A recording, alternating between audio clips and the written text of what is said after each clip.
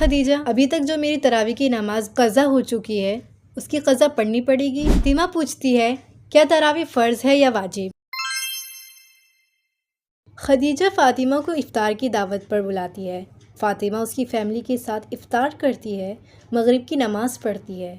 وہ دونوں تھوڑا ٹائم ذکر میں بھی اسپینڈ کرتے ہیں، اور جیسے ہی عشاء کی اذان ہوتی ہے دونوں نماز کے لیے کھڑے ہو جاتے ہیں۔ فاطمہ عشاء کی نماز پڑھ کر اٹھ جاتی ہے اور خدیجہ بہت دیر تک نماز میں مشغول رہتی ہے۔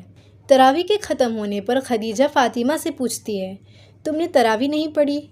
فاطمہ کہتی ہے مجھے تراویح نہیں آتی، کیسے پڑھتے ہیں؟ خدیجہ کہتی ہے کہ پریشان مت ہو، آؤ میں تمہیں بتاتی ہوں کہ تراویح کی نماز کیسے پڑھتے ہیں۔ تراویح میں پوری 20 رکعت ہوتی ہے، اور تراویح کی نماز کو 2 کر کے یا 4 کر کے بھی پڑھ سکتے ہیں، مگر افضل یہ ہے کہ 2 رکعت کر کے پڑھے۔ اور ہاں فاطمہ، تم نیت کے بارے میں پوچھ رہی تھی، تو اس کی نیت اس طرح کرے، میں نیت کرتی ہوں 2 رکعت نماز تراویح کی واسطے اللہ کے، اللہ اکبر۔ فاطمہ خدیجہ سے پوچھتی ہے کہ تراویح کا وقت کب سے شروع ہوتا ہے اور کب ختم ہوتا ہے؟ تو خدیجہ کہتی ہے تراویح کا وقت عشاء کی نماز کے بعد اور سحری کے وقت تک ہوتا ہے۔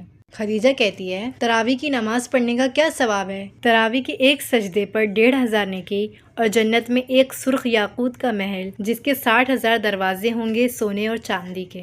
فاطمہ کہتی ہے کیا ہم تراویح میں کوئی سی بھی سورہ پڑھ سکتے ہیں؟ تو خدیجہ کہتی ہے کوئی سی بھی سورہ پڑھ سکتے ہیں جو سورہ تمہیں یاد ہو۔ اگر کوئی حفظ قرآن ہے تو اس کے لیے افضل یہ ہے کہ وہ پورا قرآن تراویح میں پڑھے۔ فاطمہ پوچھتی ہے کیا تراویح فرض ہے یا واجب؟ تراویح نہ فرض ہے نہ واجب، بلکہ سنت موقدہ ہے، پر نارمل سنت کی طرح بھی نہیں کہ جس کا ضائع کر دینا قابل ملامت نہ ہو۔ اچھا خدیجہ، ابھی تک جو میری تراویح کی نماز قضا ہو چکی ہے اس کی قضا پڑھنی پڑے گی؟ تو خدیجہ نے کہا تراویح کی قضا نہیں ہوتی، مگر آپ اللہ سے توبہ کرو جو نماز آپ کی چھوٹ چکی ہے، اور کوشش کرنا کہ آئندہ کسی حد تک تراویح نہ چھوٹے۔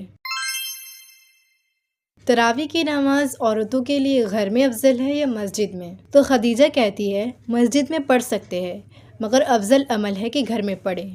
سو ڈیئر سسٹرز، نیت کرو کہ آج سے کبھی تراویح کی نماز نہ چھوٹے، کیونکہ آپ صلی اللہ علیہ وسلم جہاں صیام رمضان کا ذکر کیے ہیں وہاں قیام اللیل کا بھی ذکر کیے ہیں، اور ویسے بھی تراویح کی نماز رمضان کی زینت ہے۔ Stay blessed, stay prayed, stay connected to Allah.